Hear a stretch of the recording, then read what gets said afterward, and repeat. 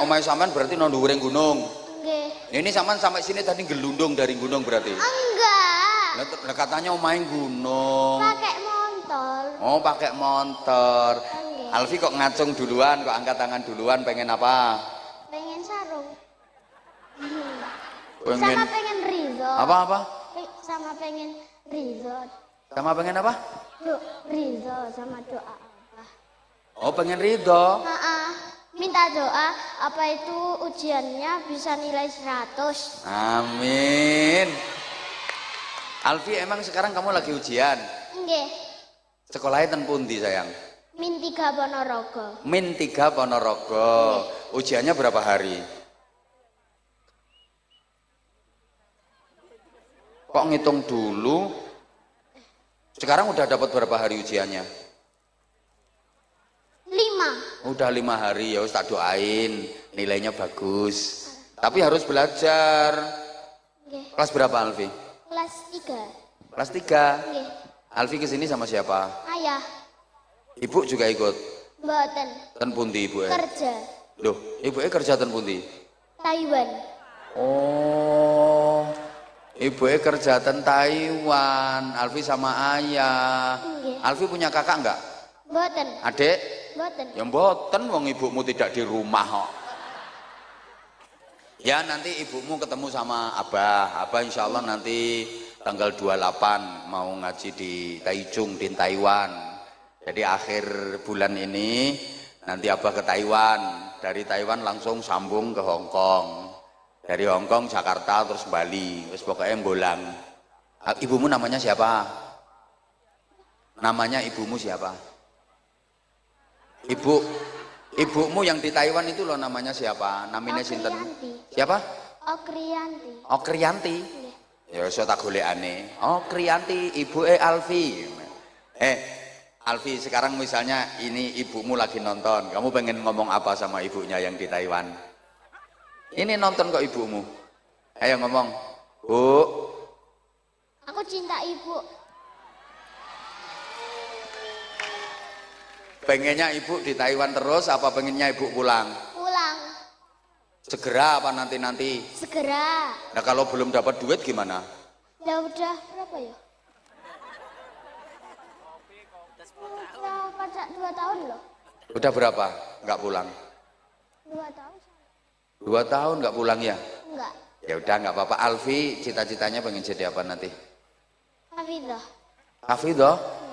Tepuk tangan, tepuk tangan. Alfi, sekarang udah mulai menghafal belum? Belum. Belum. Tapi ngaji Qur'annya sudah sampai juz berapa? Juz 11. Juz 11? Bener? Nggih. Kamu baru kelas 3 loh, masa ngajinya udah sampai juz 11? Tapi masih drill juz 1. Enggak apa-apa, coba sekarang dibaca. Contoh saja, surat pendek, ayo coba. Terserah kamu mau baca surat apa. A'udzu billahi minasyaitonir rajim. Bismillahirrahmanirrahim. Mic-nya agak didekatkan, mic-nya. Wal fajr walayalin ashar. Kamu nggak usah lihat gambarnya kamu di situ. Terus wasyafa'i wal watr wal laili idza yasar hal fi dzalika qasamul lidzi hijr alam tara kaifa fa'ala rabbuka bi'ad irama dzatil imad. Ya cukup, keren, tepuk tangan, seneng aku. Alfi, kamu tadi memang pengen dipanggil sama Abah? Enggak, dari lama. Udah dari lama? Enggak. Kenapa kok pengen dipanggil sama Abah? Enggak apa-apa. Oh nggak apa-apa. Emang Alfi suka ya sama Abah? Iya, fans. Buktinya apa kalau Alfi fans sama Abah? Apa buktinya? Subscribe Channelnya. channel YouTube-nya udah di subscribe. Apa namanya channel YouTube-nya apa? Apa? Anza Channel. Anza Channel. Makasih ya. Berarti kamu termasuk subscribernya aku. Lama? Udah lama. Subscribe-nya udah lama. Udahlah. Udah nggak apa-apa. Kamu tadi angkat tangan itu sebenarnya kamu mau tampil apa? Kan anak-anak yang dipanggil sama Abah itu mau diperlihatkan, 1 prestasinya, 2 dicari potensinya, biar jadi contoh untuk anak-anak yang lain. Kayak ini tadi, kamu baca Qur'annya bagus, baca Qur'annya fasih, seneng apa? Terus kamu tadi rencananya mau tampil apa? Pidato sama sholawatan. Kamu bisa sholawatan? Bisa. Coba sedikit, ngajinya tadi sudah tartil, sekarang sholawatan. Ayo coba. Alfi, kalau pegang mic gini, di depannya gini, jangan di bawah sini, kalau di bawah kurang. Ah gitu, ayo. Mugharam qalbi bi hubbika mugharam ya Mustafa al mukarram ya Rasulullah. Udah langsung jamalak. Jamalat ma fisni masafit mislu ain asar fuadi widadi badrit tuja yasin. Ya cukup, baru kelas 3 loh ini. Sekarang pidato bahasa Jawa apa bahasa Indonesia? Bahasa Indonesia. Bahasa Indonesia, ayo. Salam dulu. Hah? Salam dulu. Ya iyalah, salam dulu kalau mau pidato. Hadapnya ke sana biar lihat jamaah. Assalamualaikum warahmatullahi wabarakatuh. Waalaikumsalam warahmatullahi wabarakatuh. Yang terhormat Kiai Anwar Zahid atau Aba Anza serta para jamaah yang berbahagia. Pada kesempatan ini saya akan menyampaikan pidato yang berjudul Adab kepada kedua orang tua. Cocok. Kenapa saya memilih judul ini? Karena saya sangat mencintai kedua orang tua dan saya sangat prihatin melihat situasi dan kondisi zaman sekarang yang begitu memprihatinkan. Padahal orang tuamu di Taiwan. Banyak anak-anak disuruh malah menyuruh, diperintah malah membantah. Contohnya anaknya sekarang pakai jilbab warna hitam. Ya apa enggak? Kalau disuruh malah merentah. Ya apa enggak? Ayo lanjut sayang, lanjut. Pekerjaannya hanya ruhut, citapul, cuma ngerumpi-ngerumpi, makan-makan, dan kumpul-kumpul. Betul apa betul? Betul. Apa singkatannya tadi? Ngerumpi-ngerumpi, makan-makan sama kumpul-kumpul, apa singkatannya? Pekerjaannya hanya apa? Ruhut, citampul, cuma ngerumpi-ngerumpi, makan-makan, dan kumpul-kumpul. Betul apa betul? Pekerjaannya ruhut citampul katanya. Ngerumpi, makan, kumpul-kumpul. Ayo lanjut sayang, lanjut. Jangan ya dek ya. Kok jangan ya dek, mosok tuwek-tuwek iku adikmu. Bukan. Ayo lanjut sayang, maaf ya, ini Alfi memang sengaja tak godain. Saya pengen tahu kekuatan hafalannya seberapa. Itu memang kalau tak godain kayak gini kan dia bisa bingung. Apa tadi lanjutannya ya? Ayo lanjut. Jangan ya dek ya. Oleh karena itu, saya akan menyampaikan beberapa adab kepada kedua orang tua. Ada beberapa hal tentang adab kepada kedua orang tua. Yang pertama adalah menghormati kedua orang tua. Sebagai firman Allah dalam surah Al-Isra ayat 23. A'udzu billahi minasyaitonir rajim. Bismillahirrahmanirrahim.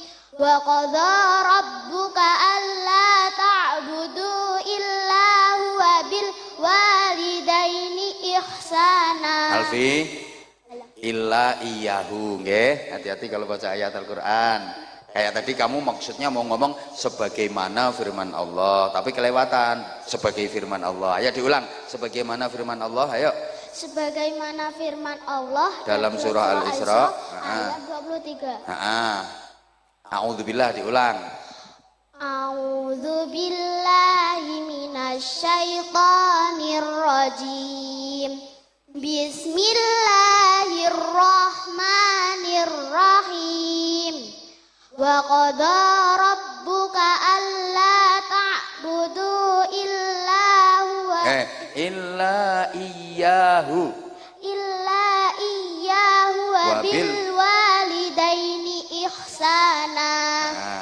Yang artinya. Ya. Dan Tuhanmu telah memerintahkan supaya kamu jangan menyembah selain Dia, dan hendaklah kamu berbuat baik pada ibu bapakmu dengan sebaik-baiknya. Quran surah Al-Isra ayat 20. Ayat 100. 23. Ayo lanjut. Hadirin yang dirahmati Allah, yang kedua adalah berterima kasih kepada kedua orang tua, khususnya kepada ibu yang telah mengandung kita selama 9 bulan. Bapak Raiso. Ibu yang telah mengandung kita 9 bulan. Menyusui selama 2 tahun. Sing gelem kuwi nek ditinggalno Taiwan ya ora sampai 2 tahun. Lanjut. Yang ketiga Apa yang ketiga? Setelah berterima kasih kepada kedua orang tua, yang ketiga.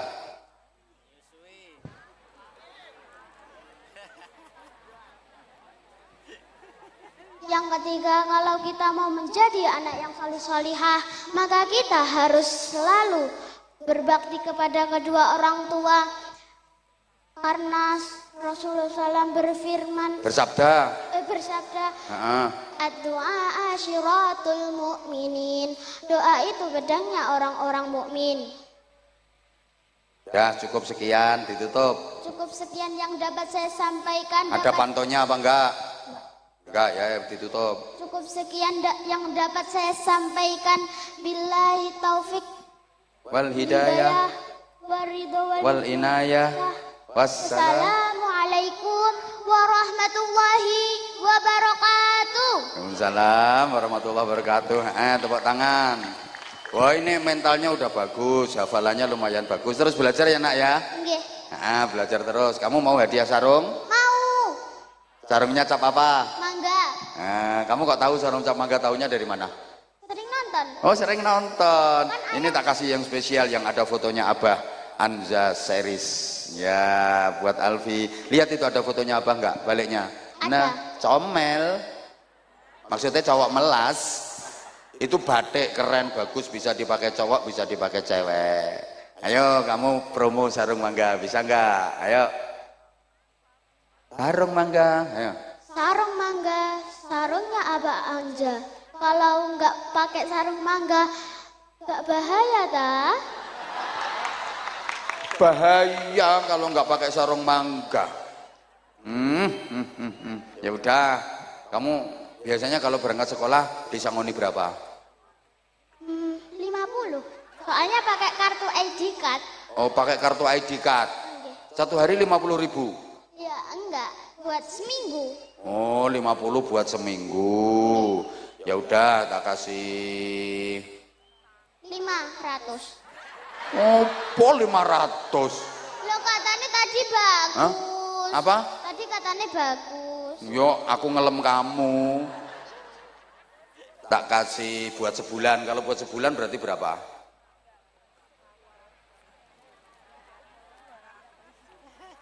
300 kok. Atau apa, ibuku pelit loh karo ayahku. Kan atau bang, melas loh bang. Katanya tadi seminggu 50. Kalau Lah aku kalau entek gak dikein dah lupa. Pelit loh. sing sapa ibuke? Ayahe. Wayah kok pelit. Ayah lo dikirimi terus sama ibumu. Yang pelit ibu apa ayah? Gak jadi. Yang pelit ibu apa ayah? Ayah. Oh, ayah ora melok di duit. Hah? Wedit lho. Lah dek men kae ibuku bar tuku emas oleh. Lah aku tuku jajan 10.000 lah. Ora usah boros. Ngono. Masya Allah.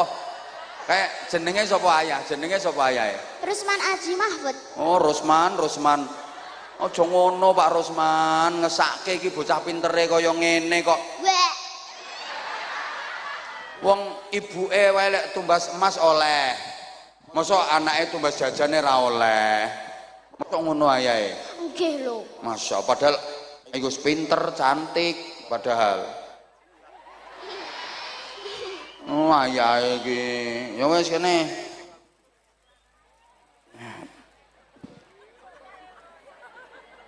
Seratus. Halo apa? Hah? Enggak toh, Pak. Please toh, Pak. Ayahku ibu ngedit loh, Pak. Lo kan kalau 1 bulan berarti 50 kali 1 bulan ya 200. Enggak jadi, Pak, itu, Pak. Engko tak omong ayahku sebulan 100. Bener kok. Oh, ayah ngono. Please toh, please. Ya, Pak, please toh, Pak, 300, Pak. Iki karo tak kei iki lho 2 iki, ha. Nah, 2. Karo 200. Nah, makasih. Rezeki nomplok. Rezeki anak soleh aku. Anak solihah. Nah, niku. Ya setengah-tengah 250 ya. Ya. Meski pertengahan iki jenenge. 250.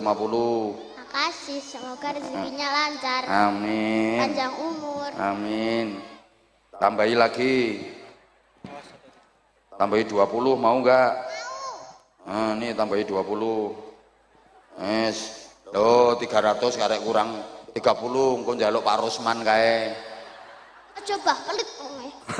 Pelit. Pak Rusman, anak pintere gini, anak cantiknya gini, apa tak ambil anak aku? Kamu mau enggak jadi anakku? Alfi. Bener? Seneng mana jadi anaknya Pak Rusman sama anaknya Abah? Dua-dua nih. Makanya nanti mondok di tempatnya Abah ya. Iya, Pak. Berarti jadi anaknya Pak Rusman sama anaknya Abah. Keren kamu. Suka aku sama kamu. Belajar terus ya sayang ya. Oke. Tepuk tangan untuk Alfi. Nah, saya dengan berat hati saya nggak bisa karena ini udah. Assalamualaikum warahmatullahi wabarakatuh. Waalaikumsalam warahmatullahi wabarakatuh. Makasih Alfi, pinter banget kamu, keren. Ya, saya dengan berat hati mohon maaf. Sebenarnya tadi saya pengen 3 atau 4, tapi ya karena panitia tadi udah tak kasih tahu. Panitianya udah dikasih tahu, tolong kalau bisa diupayakan apa jam 8 udah naik. Ternyata jam 8 baru mulai, ini setengah 9 baru dinaikkan. Ini aja saya udah melanggar. Biasanya saya jam 10 maksimal harus sudah selesai. Ini aja saya udah melanggar yang kedua. Oke, mohon maaf pada seluruh panitia, terima kasih. Pesantren itu ada yang mengatakan berasal dari bahasa India kuno. Santra. Artinya manusia yang dianggap suci, nggak punya dosa dalam kepercayaan India kuno yang berhak menafsirkan kitab sucinya. Jadi orang India kuno itu punya kitab suci yang hanya boleh ditafsirkan oleh kelompok santra. Kitab suci orang India kuno itu Red Veda, Atharva Veda, dan Sama Veda. Ini sampean tak apusi orang ngerti. Itu hanya boleh ditafsirkan oleh kelompok santra, orang-orang yang dianggap suci nggak punya dosa. Nah, kalau di Indonesia mayoritas penduduknya beragama Islam, punya kitab suci Al-Quran, itu yang bisa menafsirkan ya kelompok santra. Kalau di Indonesia menjadi santri. Allahumma sholli ala Muhammad. Kalau diurut sejarahnya, mulai zaman Nabiullah Ibrahim alaihi salam, Allah mengutus seorang nabi dari bangsa Arab Selatan, namanya Nabi Hud alaihi salam, diberi kaum yang bernama kaum Ad. Wa ila adin akhahum Huda. Dan kepada kaum Ad Allah mengutus saudara mereka yaitu Nabi Hud alaihi salam. Nah, karena kaum Ad ini nakal-nakal, maka nasibnya dibinasakan oleh Allah. Gagal di Arab Selatan. Kemudian Allah ngutus nabi dari bangsa Arab Utara, namanya Nabi Shalih alaihi salam diberi kaum yang disebut dengan kaum Samud. Wa ila samuda akhahum sholihah. Dan kepada kaum Samud Allah mengutus saudara mereka Nabi Soleh. Kaum Samud ini juga nakal-nakal, nasibnya ya dihancurkan oleh Allah. Di Arab Utara juga gagal, Arab Selatan gagal, Arab Utara gagal. Kemudian Allah mengutus Nabi la minal kiduli wala minal lori bal minat tengai, bukan dari Arab Selatan, bukan dari Arab Utara, tapi dari Arab Tengah.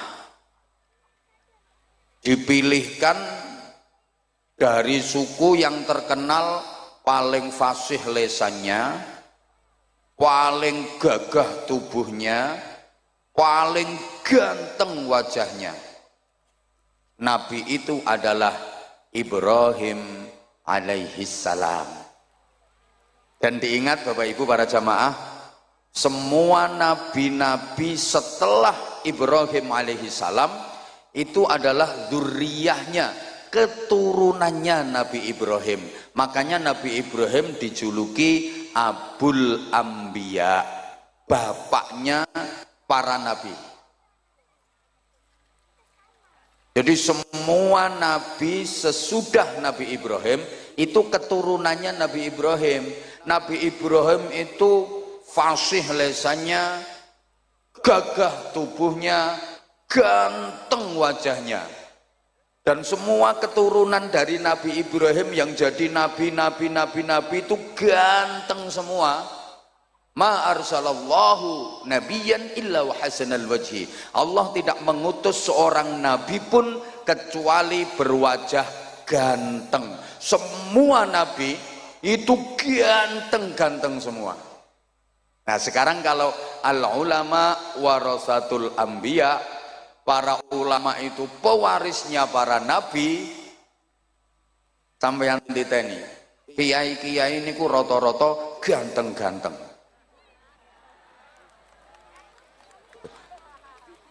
Kalaupun tidak ganteng, lek wis dadi kiai, pasti ada aura tersendiri. Silahkan dilihat rai saya. Insya Allah lama-lama belenek. Lah umpama ora ganteng pripun? Nggih mboten napa-napa, wong niku mboten dadi syarat kok. Innallaha la yanzuru ila suwarikum wala ila ajsadikum wala ila ahsabikum walakin yanzuru ila qulubikum wa niyatikum. Allah tidak menilai wajahmu, bodimu, nasab keturunanmu, tapi yang dinilai Allah adalah hatimu, niatmu, iman dan takwamu. Nah, ini dalile kiai sing orang ganteng koyok sing ceramah iki. Allahumma sholli ala Muhammad. Udah, saya lanjut. Tolong adik-adik jangan rame ya, biar ngajinya bisa tertib sayang. Nabi Ibrahim punya putra dari istri yang bernama Siti Hajar. Putra tersebut bernama Ismail alaihi salam. Oleh Allah diberi pusaka namanya Masjidil Haram. Nabi Ibrahim punya putra lagi dari istri yang bernama Siti Sarah. Putra tersebut bernama Ishak alaihi salam. Oleh Allah diberi pusaka Masjidil Aqsa. Makanya Isra-nya Rasulullah itu napak tilas pusaka Nabi Ismail dan pusaka Nabi Ishak. Isra-nya Rasulullah kan minal Masjidil Harami ilal Masjidil Aqsa. Sampai sini paham? Dari Nabi Ismail ini melahirkan keturunan bangsa Arab. Jadi negara-negara Timur Tengah itu banyak keturunan Nabi Ismail.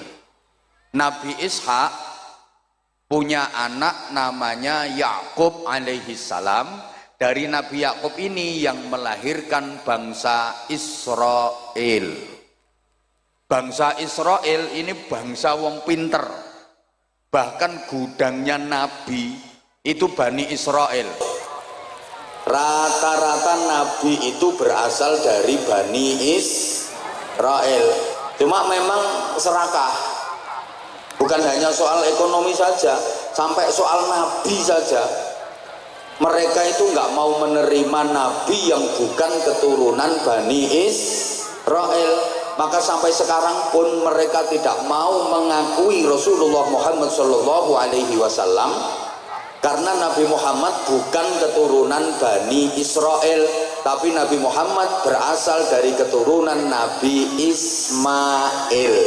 Jadi bangsa Israel itu begitu, kalau ada Nabi yang bukan keturunan Israel itu berusaha untuk diisraelkan.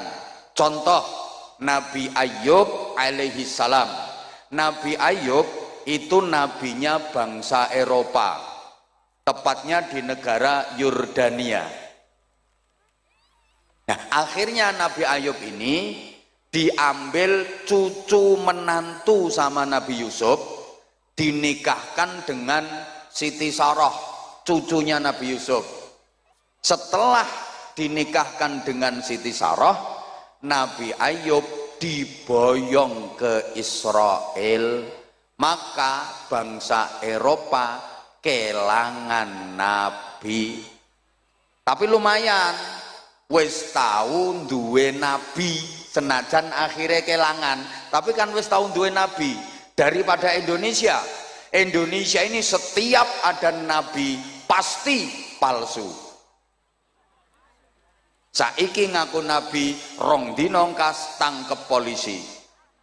Duh, masih ingat nggak? Indonesia ini dulu banyak nabi-nabi palsu. Ada nabi namanya Ahmad Musaddiq, guru olahraga.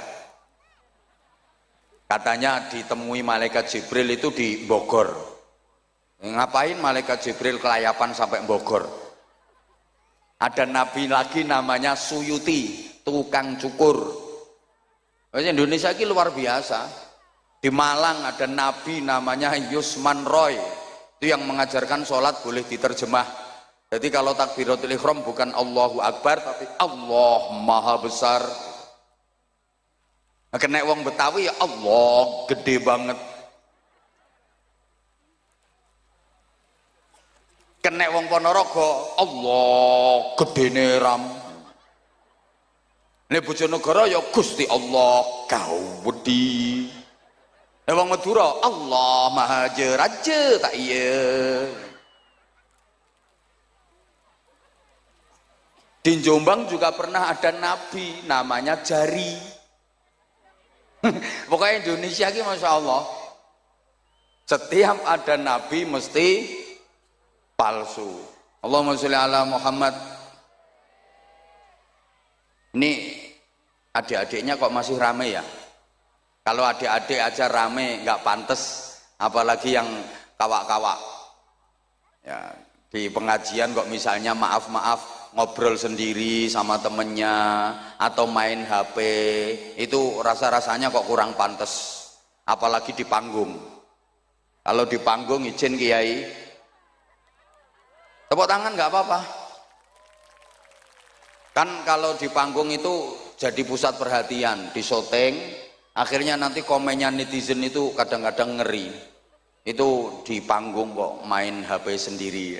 Meskipun nggak mendengarkan, mending ngelamun saja daripada main HP, malah nanti dinilai negatif. Bukan karena kita pengen dinilai manusia, enggak, tapi yuk ngerusui majelis pengajian. Betul? Allahumma sholli ala Muhammad. Oke, sekarang saya lanjut. Runutan dari masjid.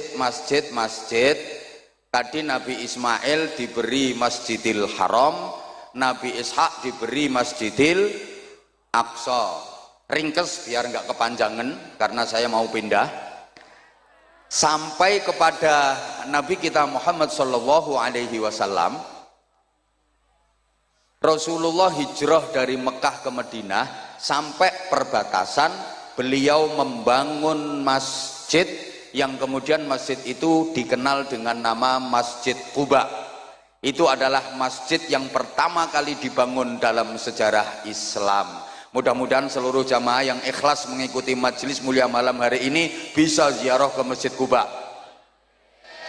Salat 2 rakaat di Masjid Quba itu pahalanya sama dengan ibadah umroh. Lah kalau 4 rakaat pahalanya kayak umroh 2 kali. Di mana letaknya? Ya masuk wilayah Madinah. Mudah-mudahan seluruh jamaah ini diizinkan Allah untuk menjalankan ibadah umroh dan berziarah ke makam Rasulullah Shallallahu Alaihi Wasallam. Jadi realistis saja saya kalau mendoakan mudah-mudahan bisa umroh. Untuk mendoakan haji rasa-rasanya berat, bukan karena duit. Syarat haji yang paling berat sekarang itu as-sabru bil antri. Karena antriannya udah 30 tahun. Ini coba disederhanakan oleh Kementerian Haji dan Umroh menjadi rata semua seluruh Indonesia, antriannya 26 tahun. Itu pun sudah sangat lama. Kalau penjenengan sekarang umur 60 tahun baru daftar, nanti berangkatnya umur 87 tahun. Tekan pora umurmu. Nah, nek umroh kan masuk akal.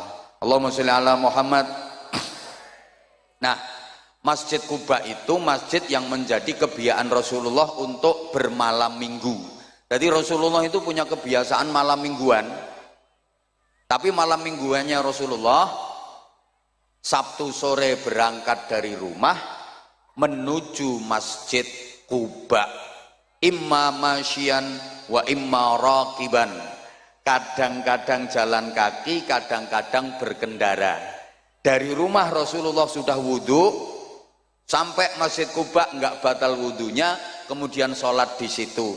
Dan Nabi bersabda, siapa yang berwudhu dari rumah, bersuci dari rumah, kemudian menuju ke Masjid Quba melaksanakan sholat 2 rakaat, maka dapat pahala seperti umroh. Kenapa Rasulullah setiap Sabtu sore menuju Masjid Quba? Beliau tabarrukan dengan turunnya ayat la masjidun ussisa 'alat taqwa. Maka manusia itu nilainya dari takwanya, bukan dari pangkat jabatan kedudukannya, bukan dari kekayaan dan harta bendanya, bukan dari kepandaian dan kepintarannya. Maaf. Maka yang diberi titipan ilmu, kepandaian, kepintaran jangan pernah disombongkan, karena nilai manusia bukan dari situ. Toh ilmu itu juga milik Allah, hanya titipan. Kalau Allah pengen mencabut ilmu, gampang, diuntir saraf otake sidik wae, cetik langsung lolak-lolak. Digawe pikun ilontek ilmune, betul? Ya Allah, sekarang aja koyok pinter-pinter roh, semua pertanyaan bisa jawab, gak ono yang balik. Ora usah sombong, turu lho wis ora kena dijak takoni. Betul? Demikian pula yang diberi titipan berupa harta, kekayaan, duit akeh, jangan pernah disombongkan. Nilai manusia bukan dari itu. Allah kalau pengen mencabut harta, kekayaan gampang. Sekarang kaya, diwalik grembyang, jatuh kismin. Kismin ki sak ngisore miskin. Nolongso. Ya kalau tadinya miskin jadi kaya, paling-paling kaget.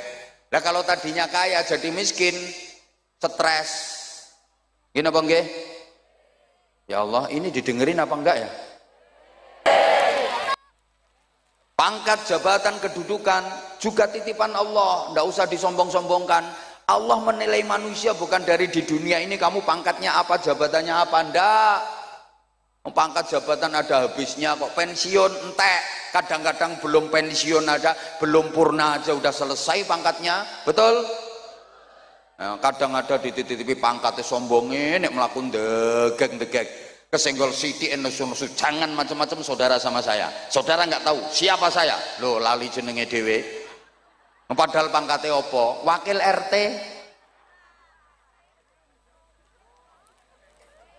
Jadi manusia itu yang dinilai takwanya maaf. Nek sapi, kayak nilainya teko dagingnya.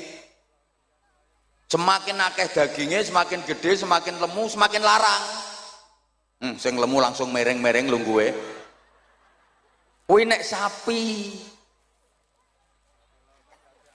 Tapi apakah semua binatang nilainya dari dagingnya, dari lemunya, dari gedenya? Ndak.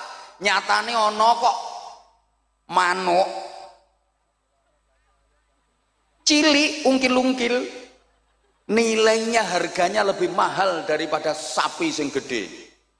Nggih napa mboten? Karena manuk, ene wong ngomong manuk kok diguyu to. Nilainya dari suara. Kalau manuk nilainya dari suara, kalau sapi nilainya dari daging, dari lemunya. Lah kalau manusia nilainya dari apa? Lemunya. Ya kono saingan karo sapi. Dari takwanya. Allahumma sholli ala Muhammad.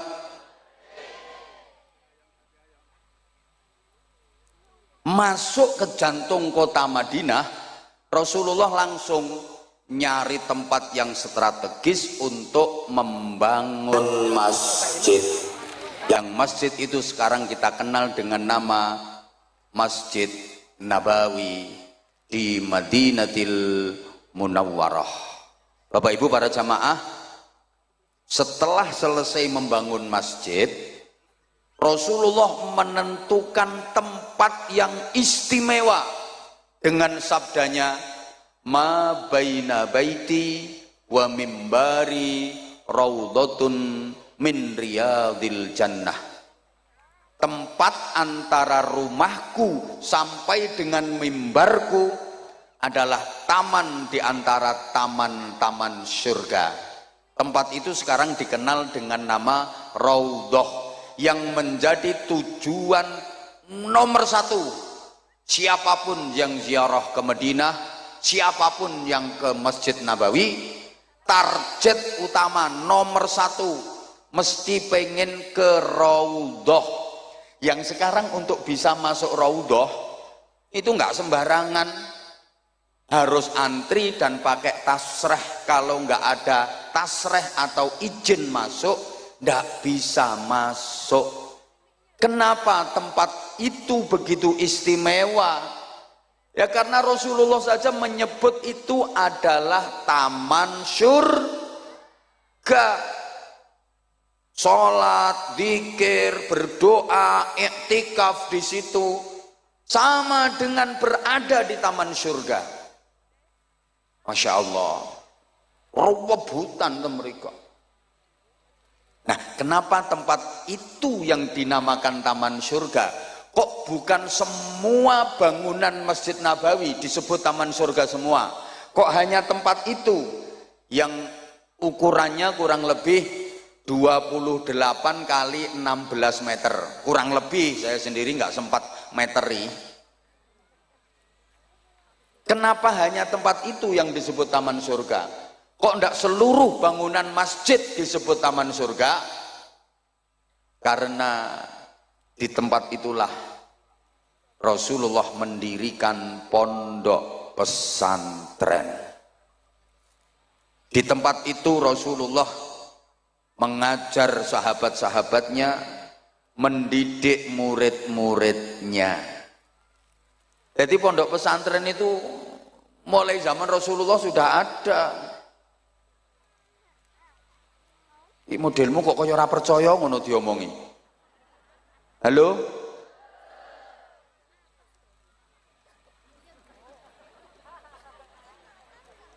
Pondok pesantrennya Rasulullah itu namanya Raudhatun min Riyadil Jannah, taman surga. Maka semua pondok pesantren yang ada di dunia ini besok akan diangkat oleh Allah menjadi bagian dari taman surga, termasuk Darul Istiqomah. Lah penghuninya siapa? Ya semua yang berkaitan dengan pondok pesantren, yang ngajar, yang belajar.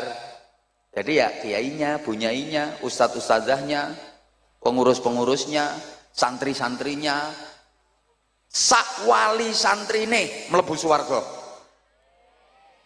Nek sahriyae ora telat. Dan semua orang yang ikut membantu dan mendukung perjuangan pondok pesantren. Minimal seneng karo pondok pesantren.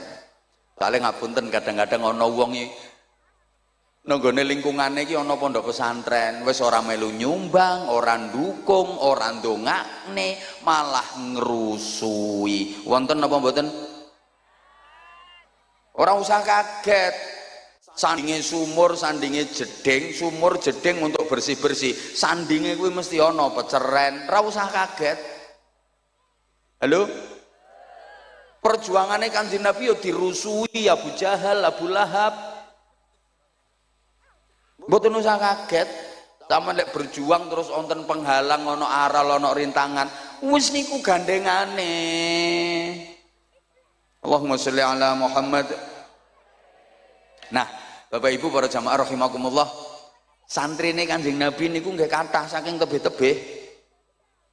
Wonten santri sing berasal dari Jerman, namanya Suhaib Ar-Rumi. Cobi to, niki wong Eropa, dari Romawi Jerman datang ke Madinah, mondok ten kene Kanjeng Nabi. Wonten saking Asia Barat, Persia, namanya Salman Al-Farisi, mondok ning gone Kanjeng Nabi. Bahkan wonten saking Afrika, Bilal bin Rabah. Mulane pondok pesantren serius, pondok pesantren sepuh tingali, santrine rak saking tebih-tebih. Mangke pondok pesantren iku nek wis tenanan, santrinya dari jauh-jauh. Sampeyan titeni to pondok-pondok pesantren sing wis serius tenanan-tenanan niku, santrine teko adoh-adoh. Mulane ngapunten lek santrine lagi ngutek sak RT rong RT ya aja berbangga diri dulu. Niku nembe rodok pondok. Kiai nek serius niku, santrine mesti saking tebih-tebih. Iki ngrungokne ora to wong-wong iki. Saman koyoke ora percaya nek Kanjeng Nabi nggih pondok pesantren. Nggih, sahabate Kanjeng Nabi itu ada yang dikenal sahabat Ansor, ada sahabat Muhajirin. Sahabat Ansor itu yang asli penduduk Madinah. Sahabat Muhajirin itu asli penduduk Mekah, hijrah pindah ke Madinah. Nah, ini ada sahabat yang la minal Ansor wa la minal Muhajirin. Bukan sahabat Ansor, bukan sahabat Muhajirin. Ini manggone nonggone teras-terase masjid, nonggone emper-empere masjid. Kemudian dikenal dengan nama Ashabus Suffah, penghuni teras, penghuni emperan.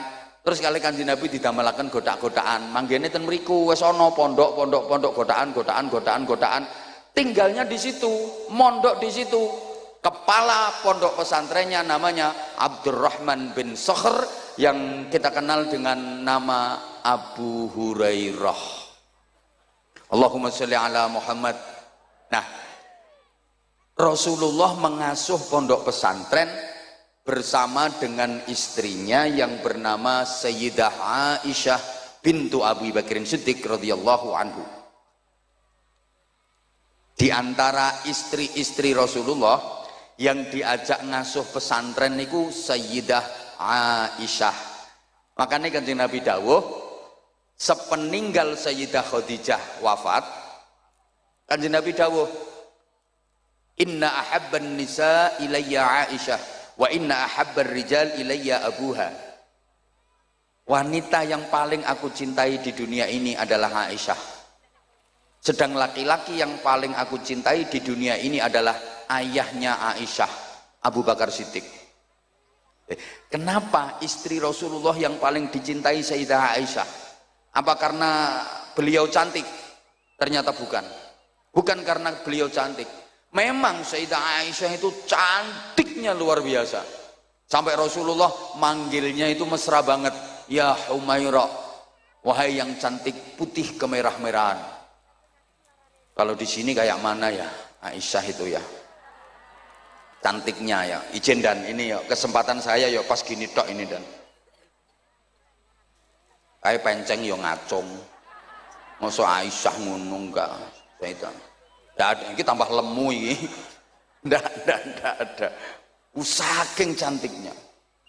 Tapi bukan karena itu Rasulullah paling mencintainya. Kenapa? Ya karena Sayyidah Aisyah yang diajak ngasuh pesantren karena keilmuan.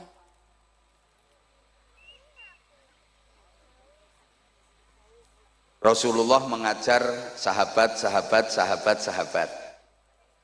Kemudian para sahabat mengajar muridnya. Yang generasi muridnya sahabat itu disebut tabi'in. Napa, Bu? Pisan maneh. Sampean kersane ngertos, selama ini kan mek krungu tabi'in bi ihsanin ila yaumiddin. Tapi ditakoni tabi'in ki apa? Mbah, pokoke tabi'in. Generasi tabi'in niki murite sahabat, lek sahabat murite Kanjeng Nabi. Ayo tuh sayang nyaut. Sahabat ki murite Kanjeng Nabi. Lah nek tabi'in murite sahabat. Ngoten. Lah sampai generasi tabi'in ini didhawuhaken farubba muballighin au'a min sami'in. Akeh wong sing dikandani luwih bisa madai ilmu tinimbang sing krungu langsung. Sing krungu langsung teko Kanjeng Nabi para sahabat. Kalau tabi'in ora krungu langsung teko Kanjeng Nabi, tapi dikandani para sahabat.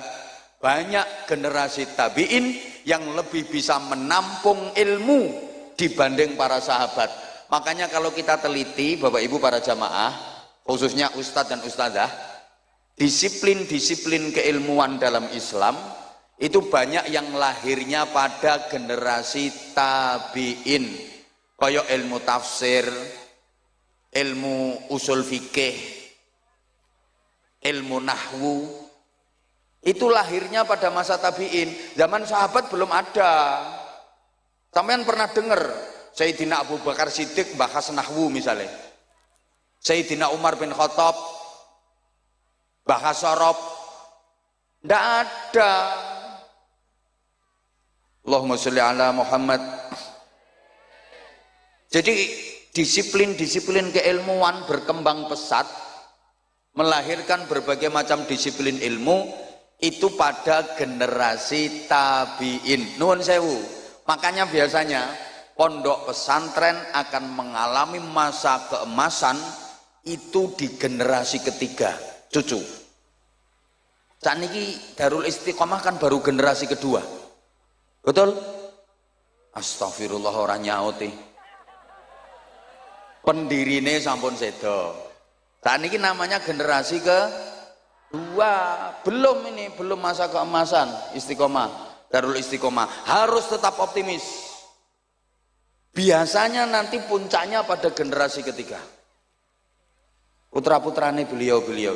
Nek beliau-beliau ki sek dereng niki wong sek kaya ngene modele. Ijen Kiai.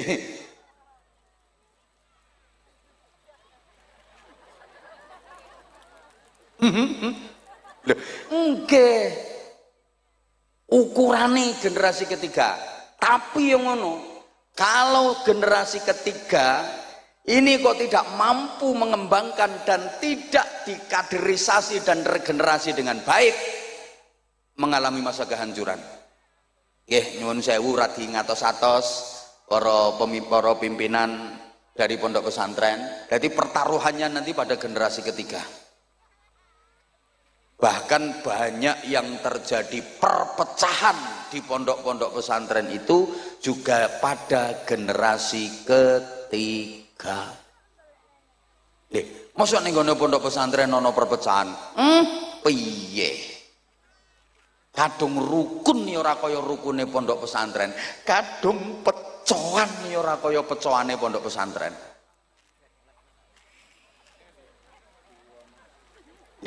Kula ngemotake. Halo.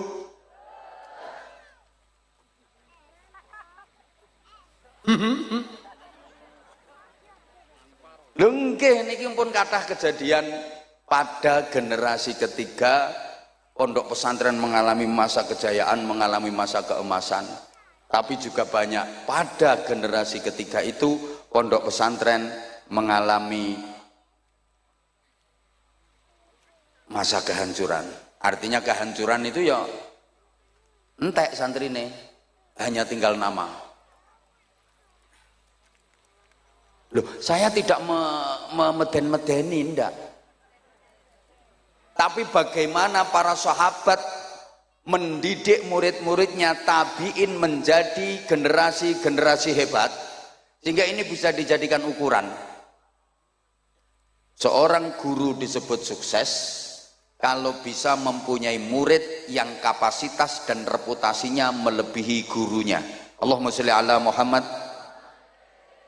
Saya ulang, kiai disebut sukses kalau mempunyai santri yang reputasinya bisa melebihi kiainya. Itu baru sukses. Sama halnya orang tua disebut sukses dan berhasil kalau mempunyai anak yang reputasi dan prestasinya melebihi orang tuanya. Izin, saya bisa dan berani mengatakan, ini Pak Kapolsek ya, bapaknya Pak Kapolsek itu orang sukses karena bisa mendidik dan membimbing putranya, mengantarkan putranya sampai menjadi Kapolsek. Izin Pak Kapolsek, bapaknya profesinya bapak? Bapaknya petani, perangkat desa, petani, tukang dakwah, tukang idak-idak sawah. Izin, tapi bisa mengantarkan putranya menjadi perwira, menjadi Kapolsek. Berarti ini yang hebat bapaknya, bukan Kapolseknya. Izin, rasa dikeploki wong sing hebat bapaknya. Nah, Pak Kapolsek ini berhasil apa enggak, sukses apa enggak, lihat nanti putra beliau. Nah, kalau putra beliau bisa jadi Kapolres, sukses ini Pak Kapolsek. Lah nek bapake Kapolsek kok putrane Hansip, gagal berarti Kapolsek. Izin dan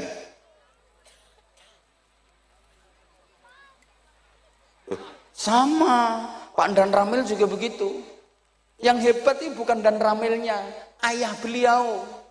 Mungkin ayah beliau petani, mungkin ayah beliau pedagang, tapi bisa mendidik, mengantarkan menjadi kapten. Putranya menjadi Dan Ramil. Lah Pak Dan Ramilnya sukses apa enggak? Ya lihat nanti putranya Pak Dan Ramil. Kalau putranya nanti bisa jadi Dandim, nah ini sukses, berhasil Pak Dan Ramil. Putrane Pak Dan Ramil ketua RT, ya berarti gagal Pak Dan Ramil. Saya juga mohon izin, saya bukan apa-apa, saya bukan siapa-siapa. Kalaupun disebut berhasil, yang berhasil adalah orang tua saya, guru-guru saya. Yang hebat itu guru-guru saya, kiai-kiai saya. Saya hanya debu, saya bukan apa-apa. Karena kalau tanpa orang tua saya, tanpa mbah-mbah saya, tanpa guru-guru dan kiai-kiai saya bukan apa-apa, saya bukan siapa-siapa. Lah saya ini berhasil apa enggak? Ya nanti anak saya seperti apa? Kalau anak saya bisa melebihi saya, berarti saya berhasil. Lah kalau anak saya nggak bisa melebihi saya, ya berarti saya gagal. Halo? Pondok pesantren ini juga begitu.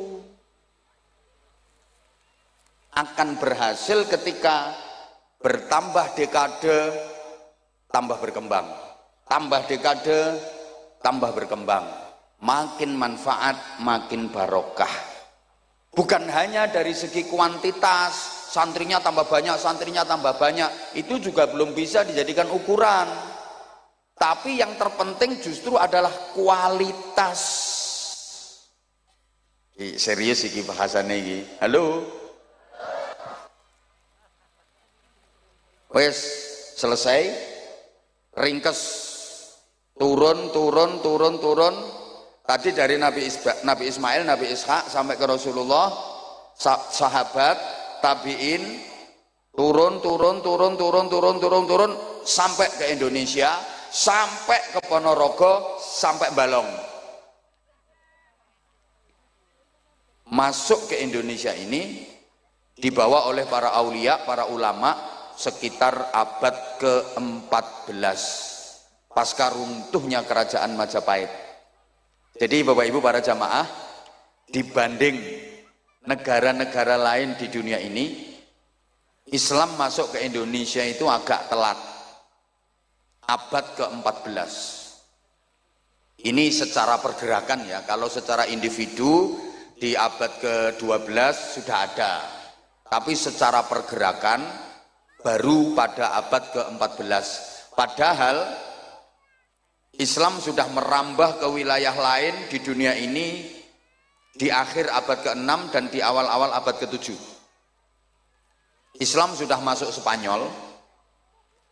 Ngertos Spanyol nggih? Kidule Siman. Bergeten awak. Abad ke-7 Islam sudah masuk Spanyol, dibawa oleh Torik bin Ziyad. Makanya adik-adik santri kalau ngaji Nahwu Alfiyah Ibnu Malik, itu karangannya ulama asli Spanyol, namanya Syekh Muhammad Jamaluddin bin Abdullah bin Malik Al-Jayyani Al-Andalusi. Jadi yang ngarang Alfiyah Ibnu Malik itu orang Spanyol, bukan orang Balong. Hui, Islam sudah sukses membangun peradaban di sana. Islam masuk Rusia itu ya abad ke-7. Taman lek krungu ana wong maca hadis rawahul Bukhari, hadis ini riwayat Imam Bukhari, rumangsamu Bukhari tonggomu bakal sego goreng. Orang sana. Ya Allah. Islam sudah masuk ke Irak, Mesir, ya abad ke-7. Masa-masa Amr bin As jadi gubernur Mesir. Dah tak ringkes saya. Islam masuk Iran awal abad ke-7 yang membawa Abu Ubaidah Ibnul Jarrah. Makanya adik-adik santri Pondok Darul Istiqomah lek ngaji kitab Fathul Qorib Al-Mujib, itu karangannya siapa? Syekh Ahmad bin Husain bin Ahmad Al-Asfihani. Asfihan itu kota terbesar kedua di Iran setelah ibu kota Teheran, yang disinyalir menjadi pusat pengayaan uranium nuklir. Makanya Amerika Serikat itu takut sama kota Asfihan. Infonya, satelit pengawas keamanan Amerika Serikat selalu dihadapkan ke Asfihan karena di situ menjadi pengayaan uranium nuklir. Ternyata Amerika Serikat yang katanya negara adidaya, negara superpower, negara kuat itu takut sama nuklir. Kalah karo wong Ponorogo. Nuklir masuk Ponorogo dimakan, soalnya dadi bakso. Bakso nuklir. Ya toh? Ternyata wong Indonesia ki sakti-sakti, panganane bakso granat. Aku kapan itu pas lewat di Ponorogo ki ono warung itu tulisane sedia nasi bebek sambal mercon. Wong Ponorogo sambelnya mercon. Wah, Indonesia ini ternyata sakti-sakti. Bener, tongseng dipangan, tong karo seng lho dipangan. Bocah cilik-cilik, cambalong cilik-cilik doyan molen jajal. Molen ini dipangan karo cah cilik-cilik. Wong ibu-ibu kletis-kletis mangan jajan apa Bu? Kuping gajah jajal. Wah, Indonesia ini sakti-sakti ternyata. Kapal selam ya dimplok. Gulane ae pasir, batu. Mulane lek Amerika kae jarene wis tekan bulan. Ala paling ning kono trimo ngencepno gendera. 6 bulan pamer-pamerno. Wong balong ini blonjo ini matahari.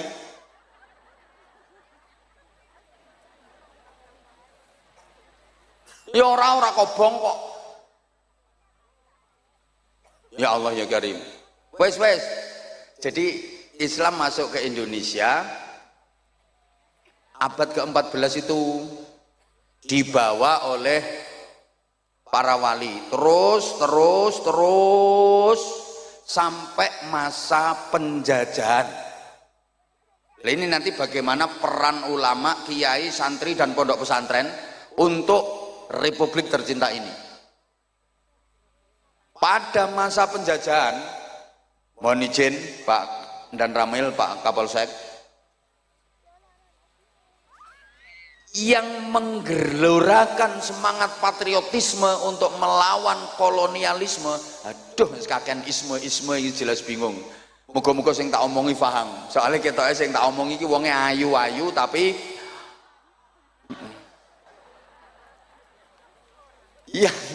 yang menggelorakan semangat perlawanan melawan penjajah itu ternyata ya para kiai, para ulama. Loh kenapa kok para kiai, para ulama? Bukan tentara, bukan polisi. Ijen, waktu itu tentara belum lahir, apalagi polisi belum blas. Ijen dan memang iya kok, belum lahir. Masyarakat itu kalau ada urusan apapun larinya ke kiai. Dulu, halo, sampai anaknya masyarakat Indonesia ini kan nggak boleh sekolah sama Belanda. Dan nanti kalau anaknya orang Indonesia ini sekolah, pinter-pinter, wah bahaya, bisa melakukan perlawanan kepada penjajah. Nggak boleh sekolah. Yang boleh ikut sekolah khusus anaknya bangsawan, minimal anaknya bupati. Anaknya bupati ke atas yang ningrat, yang bangsawan saja yang boleh ikut sekolah. Bupati mengisor, anak-anaknya gak oleh melu sekolah. Anaknya camat, anaknya kapolsek, anaknya dan Ramil, orang entuk melu sekolah. Lah terus pendidikannya bagaimana? Semua larinya ke pondok pesantren. Pendidikan dari anak-anak masyarakat semuanya ke pondok pesantren, dan di pondok pesantren itulah mereka digembleng untuk mencintai tanah air, ditanamkan kuat hubbul waton minal iman, cinta tanah air bagian dari iman, ditanamkan kuat melawan penjajah hukumnya fardu ain, kalaupun mati, matinya mati syahid. Itu ditanamkan di pondok-pondok pesantren. Mulane masyarakat niku nek karo kiai manut. Jadi problematika keumatan itu bisa diselesaikan pada tingkat kiai. Zaman biyen ngoten, masyarakat itu urusan nopo wae marane rak ten ngene kiai. Nggih napa nggih? Lho, nganti tekan saiki masyarakat lek karo kiai manut. Mulane lek badhe pilih-pilihan ngoten nika, mbah pilihan kepala daerah, mbah pilihan DPR, ya calon-calon ini mesti do marono nggone kiai, lebek kok main kiai. Dijaluki dukungan, soalnya ngerti nek masyarakat manut karo kiai. Sing arep nyalon kae. Do maro kabeh nang nggone kiai, walaupun kok nek wis dadi yo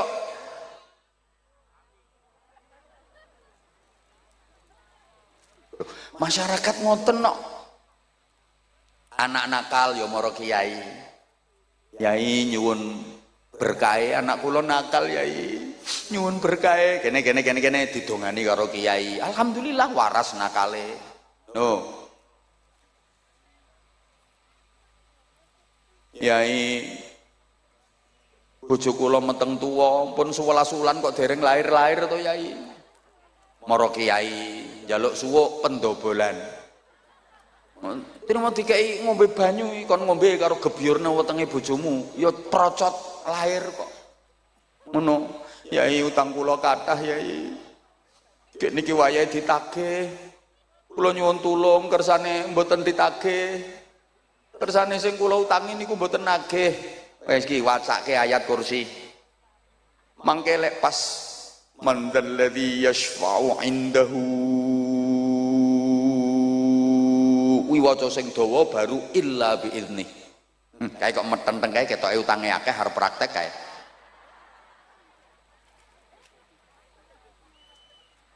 Ngono, ya ora ditagih tenan kok. Utang kula kathah yai, nyuwun dongane kersane cepet lunas. Ah gampang, wacake ayat kursi ping 10.000 tanpa ambekan. Lunas sak wong-wonge. Ono apa mawon wong biyen niku mara kiai kok. Yai bojo kula niki kok cerewet ram. esuk ngomel lawan ngomel sore ngomel kula nyuwun donga sing kena nggo mbungkem cangkeme wong wedok ya. Gampang kae wacake summum bukmun umyum fahum la yarjiun. Ya diparingi padahal kiai ini nembe berarti celatu bojone. Malah ana donga Jawa nek iki jan ampuh tenan iki. Penting iki kanggo bapak-bapak sing bojone cerewet. Kene pengen waras cerewete entenono bojomu turu. Sing paling ampuh iki disuwuk pas turune mangap. Nek wis kira-kira tanek gek turune mangap kae. Kaman lungguh sandinge wacake sebut jenenge bojomu. Apa kok bojomu ki jenenge Sumiati. Bismillahirrahmanirrahim. Cilika cilikem. Bumi mengo. Cangkeme Sumiati mingkem. La ilaha illallah Muhammadur Rasulullah. Kayak sebul ke cangkeme kae. Beres. Ibu-ibu sing rumangsa cerewet siap-siap. Engko bengi kathek lambemu isis. Disuwuk aman berarti. Mulane gek nang pasang jebakan nae sampean. Krasa lambemu isis berarti disuwuk, Bu. Wong wedok cerdas ya pasang jebakan kok. Wis pokoke pura-pura turu padahal asline isih melek. Wis krasa nek arep disuwuk. Gek sing lanang ngintip terus, wis turu apa urung, wis turu apa urung. Akhire sing wedok pura-pura. Sing lanang mlebu kamar mlakune jinjit kaya pendekar kungfu kae. Sing wedok karo merem kuwi ndang mrene ndang. Ndang mrene arep nyuwuk to. Bareng dijenggileng karo sing lanang, yes, tanek iki. Sing wedok kudu guyu diempet. Sing lanang leh mantep kae. Auzubillah. Bismillahirrahmanirrahim. Cilika cilikep. Bumi mengo. Bareng arep disuwuk kae sing wedok melek wek.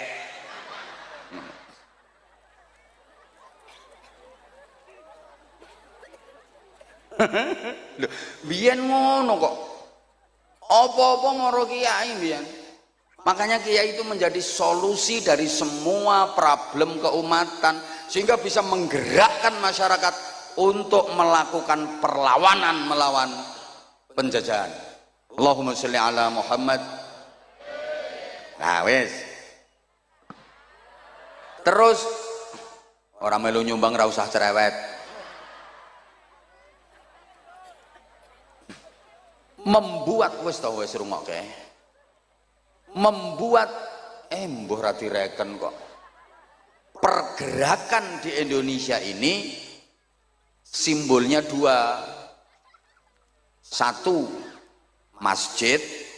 Dua, pondok pesantren. Nggih itibake datang Kanjeng Nabi Muhammad sallallahu alaihi wasallam. Nggih tiru Kanjeng Nabi. Makanya rata-rata pondok pesantren niku mbah masjid, mbah musola, mbah aula agung, kuwi mesti wis. Biasanya tata letake kaya ngono kuwi. Terus ana godaan kamar-kamare santri. Yes, muga-muga paham. Kae nek cara pewayangan kae gunungan kuwi simbol masjid.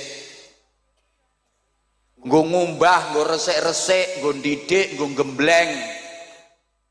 Nah, sebelah kiwa Kurawa. Kae sing bala Kurawa kae mesti ditata nang gone sebelah kiwa ning gunungan. Ana dalang leh nata Kurawa kok derek nang gone tengen kuwi dalang bingung. Mesti manggone nang kiwa. Lah Pandhawa manggone nang tengen. Kurawa ki simbol angkara murka, Durjana. Pandhawa ki simbol satriya sing wis bersih. Lah sing angkara murka Durjana sing mangkono sisih kiwa iki yen pengen dadi satriya, pengen bersih kudu diumbah, digembleng nang gone gunung. Wis mbok paham mbok ora ngene iki. Angel ngomongi wong sing rupane ayu tapi kok paham nggih? Ya wes, nek wes paham. Iya. Lah saiki pondok pesantren niku nggo gembleng generasi-generasi hebat. Nun sewu adik-adik santri, sama ning pondok ki ora kudu dadi kiai, ora kudu dadi bunyai. Jadi apapun yang penting manfaat, yang penting barokah. Mergo pondok niku nggone barokah. Maaf, santri pondok kuwi aja diremehke.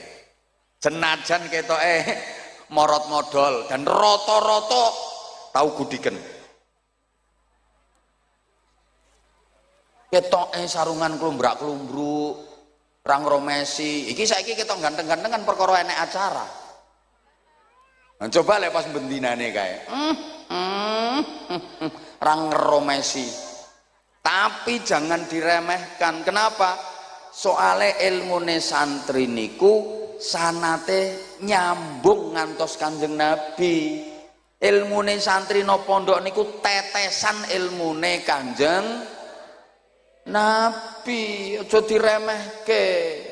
Duh ki waktune sayange ora cukup iki. Lah saiki sing disebut ulama ki sing piye? Soale pondok ki nggon gemblengane. Ada beberapa kriteria, di antaranya satu rijalul ummah. Bareng.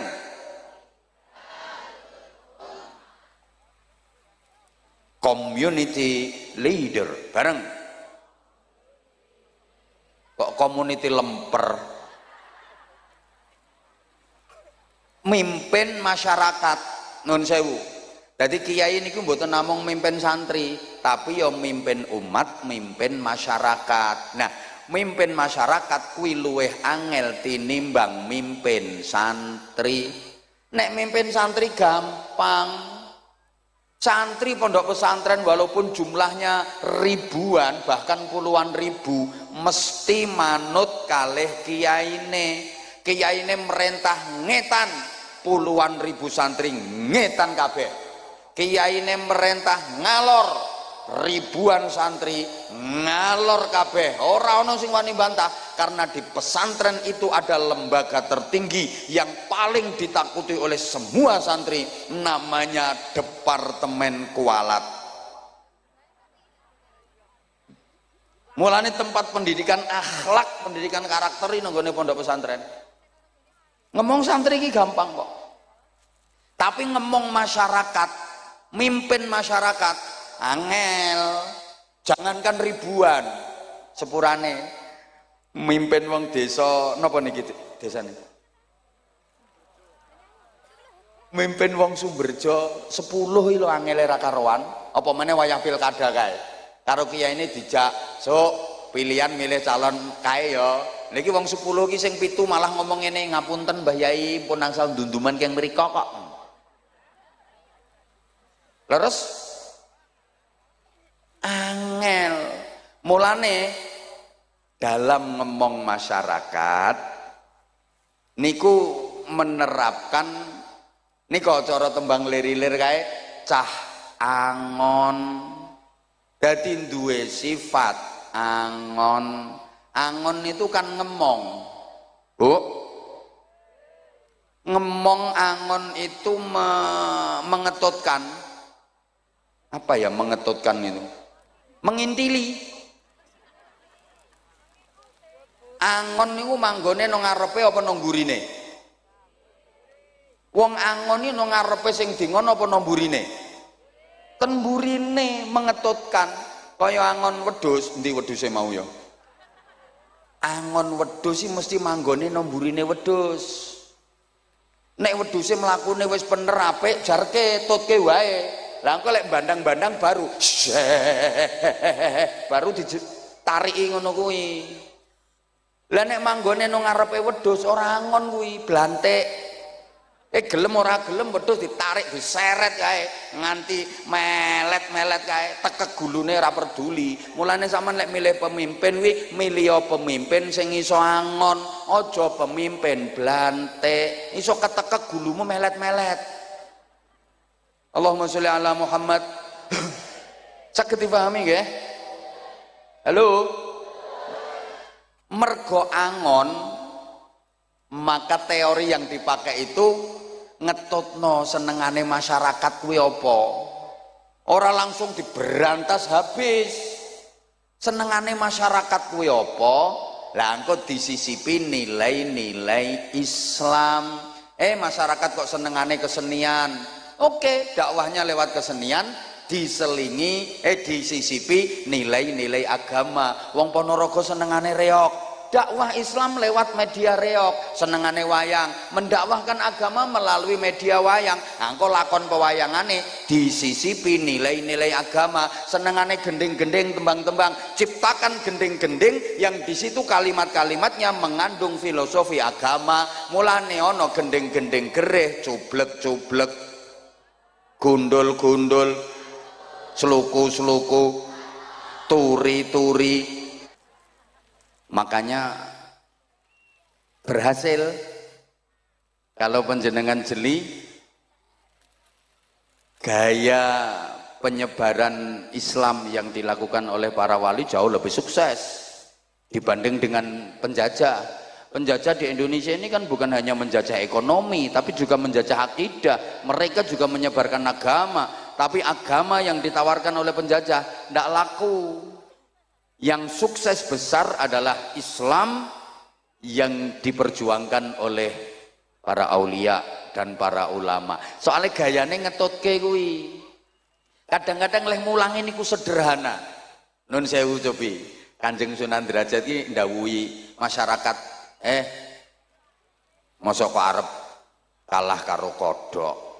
Wong kodhok iki nek diparingi nikmat kae padha ngaji kok. Apa nggih to Kanjeng Sunan? Rungokke to lek rampung diparingi nikmat rupa banyu udan kae, kodhok-kodhok do ngaji kae. Dirungokke lah kok tenan. La in syakartum la azidannakum wala in kafar. Nah, kodhoke ngalah rene. Inna azabi lasyadid kae. Kowe sing ora pati iso ngaji ya mung maca qul huwallahu ahad, qul huwallahu ahad, qul huwallahu ahad. Qul huwaile. Apa mana sing bodoh kae meng maca ul ing kuntum, ul ing kuntum, ul ing kuntum. Tiruwa tawon jere Kanjeng Sunan Giri. Maksudnya pripun Mbah Yai? Lha tawon ki uripe nggo zikir nyang Gusti Allah. Napa nggih? Lha tawon mabur kae suarane rumangsamu rak meng gembrembeng kae zikir kae tawon kae Allah Allah Allah Allah Allah Allah Allah Allah Allah Allah Allah Allah Allah nyebut asmane Allah kae Allah Allah Allah Allah Allah. Yen ora percaya cekel siji tempelke kupingmu. Rungokke engko ora Allah ora ngono. Lha wong bebek ki maca tasbih terus kok. Wong-wong iki krungune rak wis sejatine subhanallah subhanallah subhanallah. Ra ngandel ya wis. Syukur aja kalah karo sapi. Sapi ki rampung dikei mangan, rampung dikei ngombe kae do maca hamdalah kae alhamdulillah. Apa persis? Matur suwun nggih, matur suwun. Matur suwun, matur suwun. Nggih, nggih. Ilate wong Jawa niku angel dikon ngunekke Arab. Lapangan ombo ki nggone wong sing macem-macem, nggone wong werna-werna. Lah macem-macem werna-werna kuwi bahasa Arabe al-laun. Al-laun, al-laun ki maknane macem, al-laun maknane macem. Dadi macem-macem berarti bahasa Arabe al-laun, al-laun. Ilat Ponorogo arep ngonekke al-laun, al-laun kangelan, alun. Arep ngomong syahadatain repot sekaten. Kalimah syahadah angel, kalimah sodo syamir khairan fatrukil bago repot semar gareng petro. Kene ngulangi ibadah kae ora langsung disebut salat. Mergo napa? Le wong biyen niku dereng kenal salat, ning wis kenal pangeran. Ibadahe piye? Manembah Sang Hyang.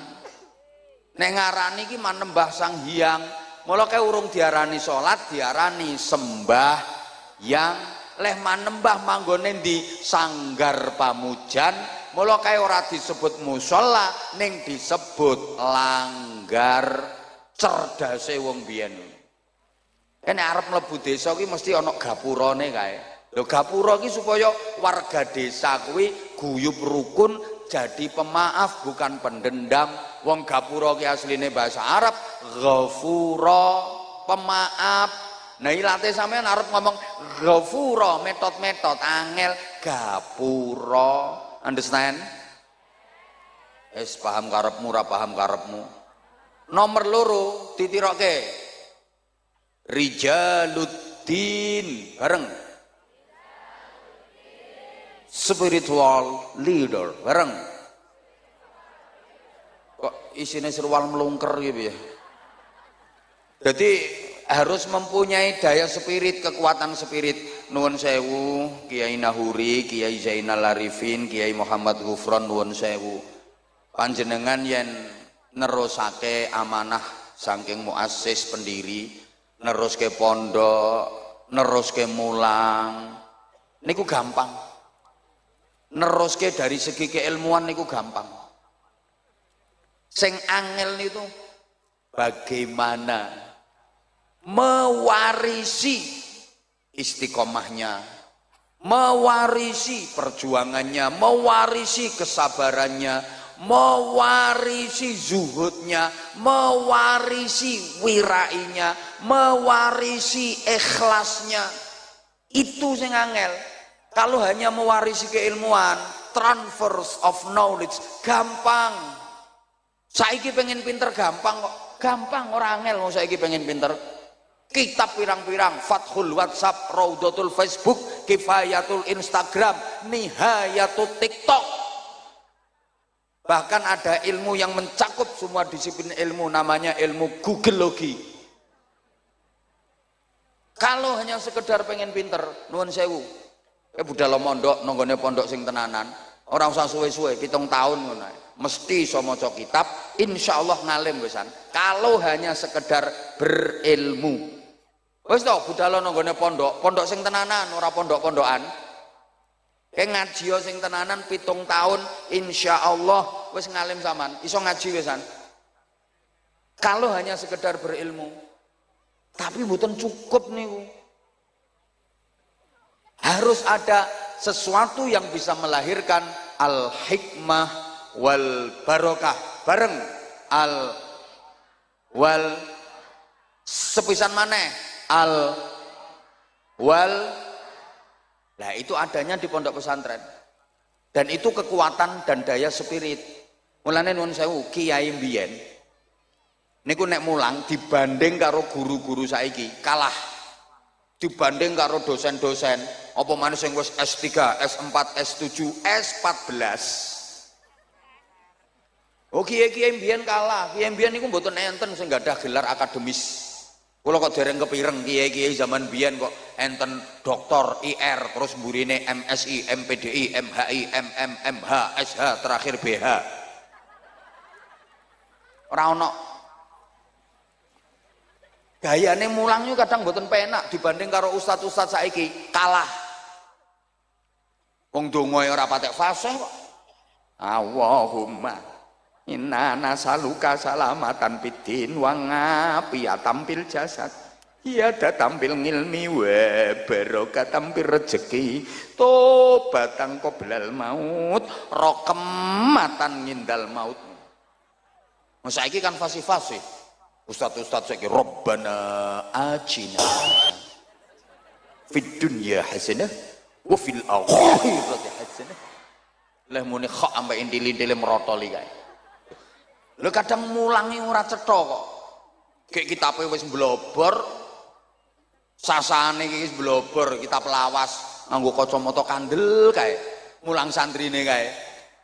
Al jamalu utawi untu. Unta lho diwaca untu. Lah santrine ono sing ngerti kae. Niku maknane unta Mbah Yai. Aku wis ngerti. Kuwi unta sing duwe untu. Kuwi basa Arabe jamal. Nek rande untu kuwi nakoh ya. Kiai iki mau kalah. Wal jaradu lan lawang. Walang diwaca lawang. Dari santrine, walang Mbah Yai. Lah iya, walang sing mlebu teko lawang. Wal hayatulan alu Ula Mbah Yai, lah iya ula gedene saalu, nek cilik kuwi cacing ya le. Wal ghanamu lan kembang, kambing Mbah Yai, kambinge mangan kembang. Tapi ngono nyatane santrine kok hebat-hebat ayo. Ayo, bahkan tokoh-tokoh besar negeri ini mayoritas adalah alumni pondok pesantren. Para pendiri republik ini mayoritas adalah orang-orang yang pendidikan karakternya ta'limul muta'allim, bidayatul hidayah, sulamut taufik. Halo? Coba para pahlawan nasional, pejuang-pejuang republik ini banyak lulusan pondok pesantren, banyak kiainya. Kiai Mojo, kiai tenan niku, ngalim niku. Bolone Pangeran Diponegoro. Ya Pangeran Diponegoro niku ngalim, namanya aslinya kan Abdul Hamid, apal Quran, menguasai qiraah sab'ah. Lho saniki peninggalane isih ana Fathul Qorib, Fathul Muin. Kiai niku. Halo? Ono Kiai Tengku Umar, ono Kiai Sultan Hasanuddin, kata. Lah kayak sampean lali po, resolusi jihad. Indonesia iki wis diproklamasikan merdeka, tapi mau direbut kembali sama sekutu kayak. Kedaulatannya mau direbut kembali. Iki sudah merdeka apa ora? Sopo sing gerakno kae? Resolusi jihadnya Hadratus Syekh Mbah Hasyim Asy'ari sing menggerakkan para kiai, para santri, warga masyarakat sekitar. Lho sampai pimpinane tentara sekutu sing jenenge Brigadir Jenderal Malabi kae, sing manteni santri kae. Dudu tentara, dudu polisi, ijen Pak Kapolsek Pandan Ramil, tentara polisi urung enek kok. Sing mateni santri, aku ngerti dhewe pas nonton filmnya kuwi. Film yo fakta sejarah kok. Ngono lho. Waduh waktune rek. Mulane di awal-awal kemerdekaan kae pas sapa jenenge Bapak Pendidikan Nasional Ki Hajar Dewantara sowan Presiden Soekarno. Disuwuni saran, apa saran Bapak untuk generasi bangsa ke depan? Pesene, wahai Paduka yang mulia Presiden Republik Indonesia, jangan menomorduakan pondok pesantren, jangan menganaktirikan pondok pesantren, apalagi sampai meninggalkan pondok-pondok pesantren, karena cikal bakal berdirinya negeri ini adalah kiai, santri, dan pondok-pondok pesantren.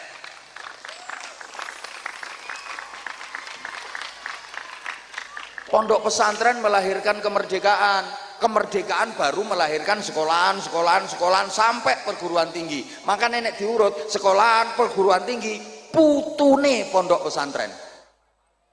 Mulane lek ana pejabat diaturi undangan ten pondok kok kersa rawuh kaya Pak Camat, Pak Kapolsek, Pak Dan Ramil, insyaallah barokah. Apa maneh gelem melu nyumbang. Ya ndukung dan seterusnya. Titenono. Pejabat sapa wae katik mengkhianati pondok pesantren mesti kuwalat. Mesti. Tenanan iki. Halo? Halo? Jadi ternyata